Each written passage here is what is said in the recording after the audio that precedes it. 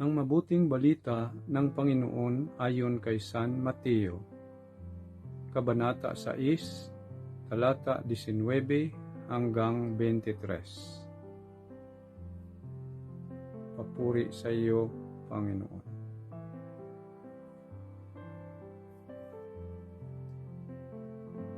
Noong panahong iyon, sinabi ni Jesus sa kanyang mga alagad,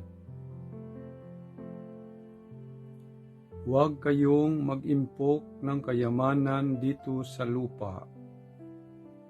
Dito'y may naninirang tanga at kalawang, at may nakapapasok na magnanakaw.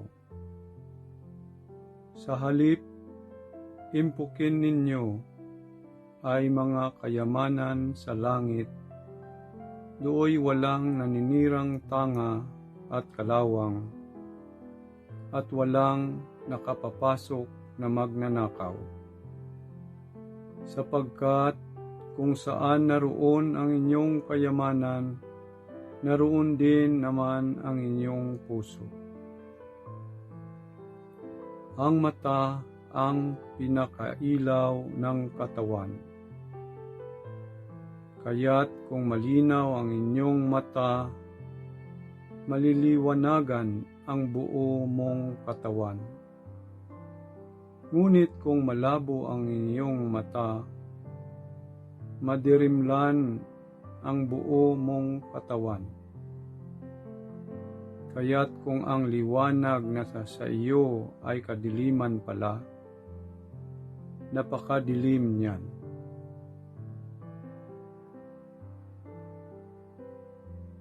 Ang mabuting balita ng Panginoon. Pinupuri ka namin, Panginoong Hesukristo.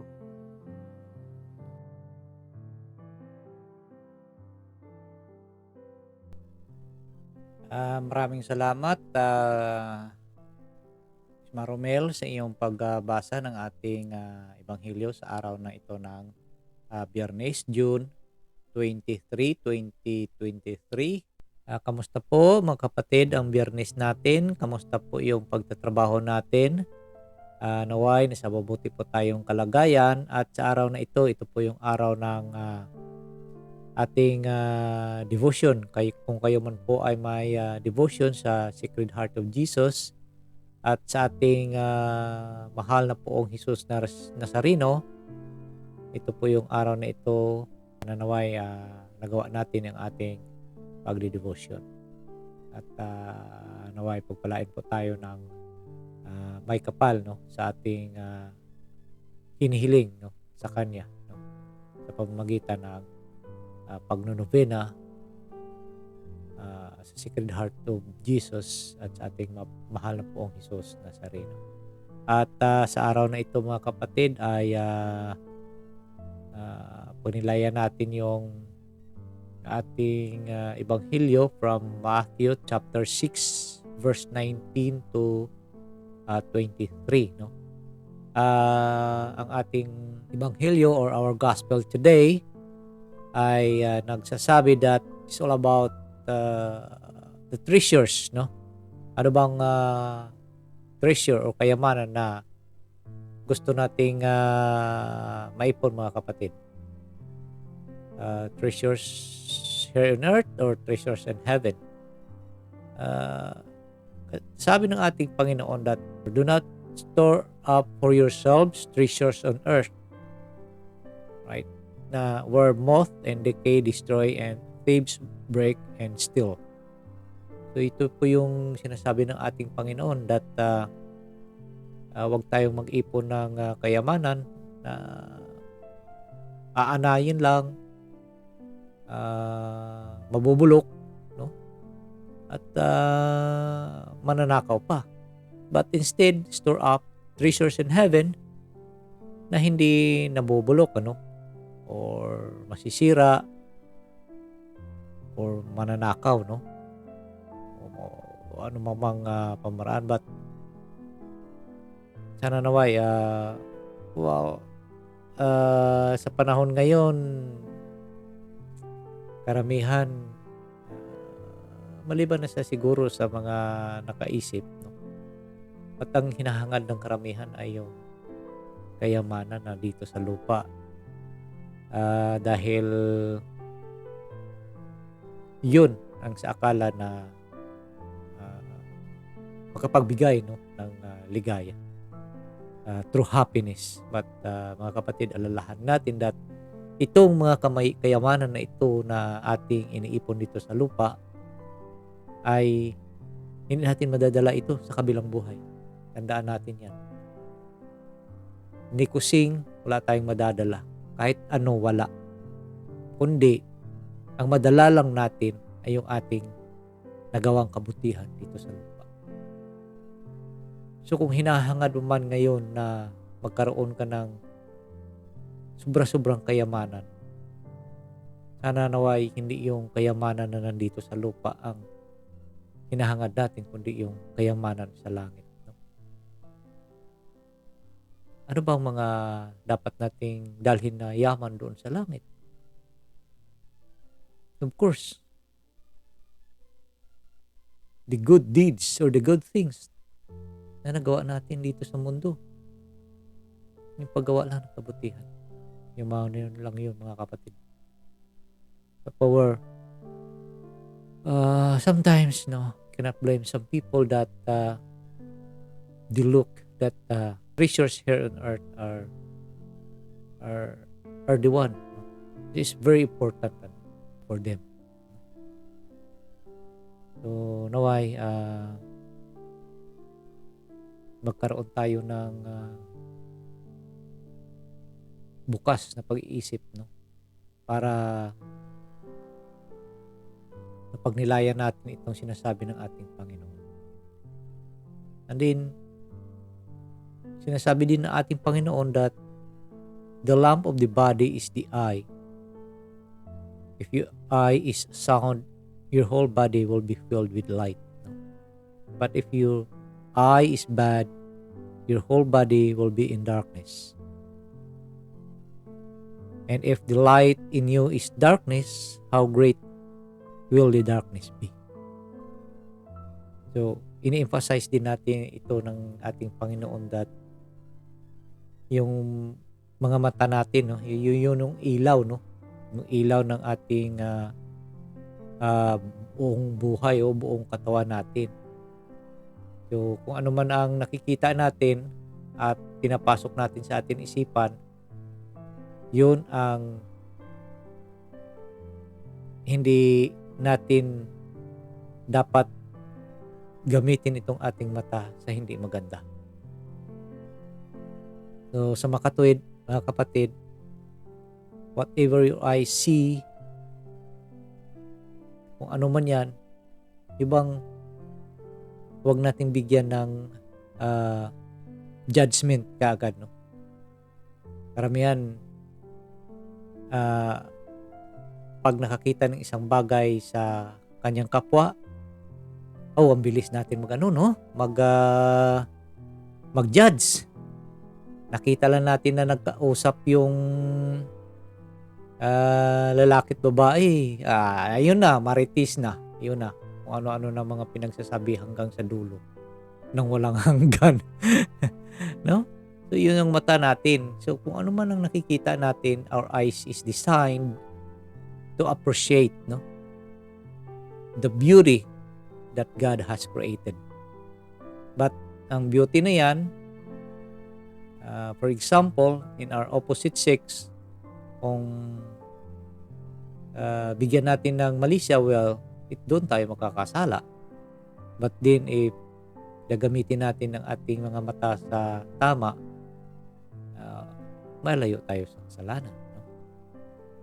At minsan, ito yung mata rin natin yung nag-guide sa atin, sa katotohanan, dahil binigyan tayo nito para mabasa natin kung ano ang gustong ipaabot sa atin ng ating Panginoon through His gospel or His holy word. And then yung mga mata din natin ay siya rin ang naggagabay sa atin o nagbibigay hudyat kung anong desisyon kung anong bagay ang ating dapat gawin, no? For example, if you're driving, um, nakita mo, no, yung mata mo nakafocus ka sa daan. So, pag nakita ng mata mo na doon ka sa kanan papunta, so yung utak mo, your brain tells you that you have to go right. So yun, dahil yung mata ang nag-guide. So but then, kung itong mata na ito ay wala sa focus, ay sigurado mababangga ka, no? Kung ibang focus, ganun din sa buhay natin, no?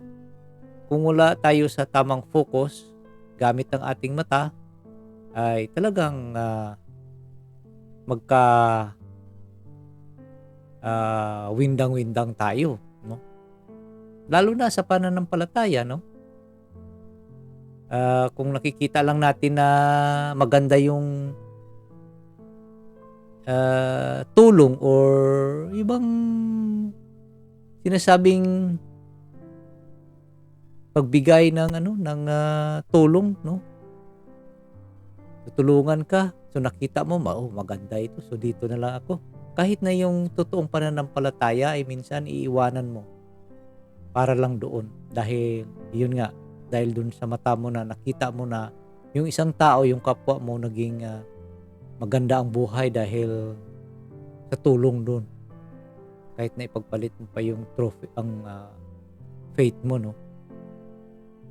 At ganun din sa sa mga nagmamahalan, no?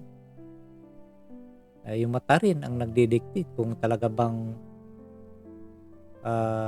mahal mo yung isang tao, no? Kaya nga sinasabi nila that love is blind daw. Ay, ano ba yun? May mata ba yung love? Kasi bakit sasabihin nila love is blind? So, kasi ang katwiran doon that minsan ang tao ay pinili ng isa ring ng tao kahit na masasabi natin yung ugali ay hindi maganda, but then napamahal pa rin ng isang tao, no? Meron na silang sariling asawa, no? Dahil sa nakita ng mata doon sa isa, ay magkakaroon pa ng relasyon. So, sana naway itong ating mata, which is the light or the lamp of the body, ay gagamitin natin, no, sa tamang pamamaraan at sa tamang pag-judge, no, sa ating kapwa. So naway mga kapatid, itong ating gospel ngayon, yung salita ng ating Panginoon sa araw na ito ng Biyernes, ay makapagbigay sa atin ng gabay na yung kayamanan dito sa lupa ay hindi mahalaga. Ang mahalaga ay yung yaman sa langit, no? Of course, kailangan natin ng treasures din dito for our needs, no? But then kung itong treasures na ito ay ito lang po yung binibigyan natin ng importansya at wala na tayong panahon sa ating Panginoon, so ito po ay isang hudyat na nawawalay na tayo, no, sa totoong treasures na gusto ng ating Panginoon ay ipadama, no, sa atin. At then ang ating mata naman as the lamp of our body, wag nating hayaan ito ay makapag commit, no, or makakakommit tayo ng pagkakasala dahil sa ating mga mata. So mga kapatid, marami pong salamat at ako po ay nagpapasalamat sa ating mga subscribers, lalo-lalo sa ating mga bagong subscribers. Marami pong salamat sa inyo at sa lahat na taga-subaybay, taga-views, no? Taga-panood ng ating mga videos, ang ating ninilay na ito. Marami pong salamat sa inyo at sa inyong mga panalangin. At naway ang ating buong araw o buong linggo ng pagpapagod paka-bless, no? At sana naway nakapagpasalamat tayo sa ating Panginoon. So mga kapatid, wag lang po nating kalimutan na kumapit lang po sa patalim ang salita ng ating Panginoong Jesucristo. Marami pong salamat at God bless us all. Manalangin po tayo sa ngalan ng Ama, ng Anak, ng Diyos Espiritu Santo. Amen. Let us pray. Spirit of wisdom and understanding, enlighten our minds to perceive the mysteries of the universe in relation to eternity. Spirit of right judgment and courage, guide us and make us firm in our baptismal decision to follow Jesus' way of love. Spirit of knowledge and reverence, help us to see the lasting value of justice and mercy in our everyday dealings with one another. May we respect life as we work to solve problems of family and nation, economy and ecology.